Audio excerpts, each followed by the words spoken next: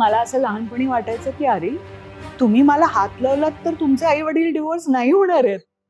डोक्यावर पदर घेणं वगैरे हा प्रकार खरंच अजिबात आवडत नाही. खरं म्हणजे आम्हाला दोघांना एकमेकांची लग्न करायचं नव्हतं, आम्ही डेट करत होतो. कारण लग्नाबद्दल नाही म्हटलं तरी भीती होतीच, इव्हन त्या काळात. तुझी मम्मी ऍक्ट्रेस आहे आणि ते म्हणायचे नाही, माझी मम्मी ऍक्ट्रेस नाही, माझे बाबा ऍक्टर आहे, माझी मम्मी मम्मी आहे.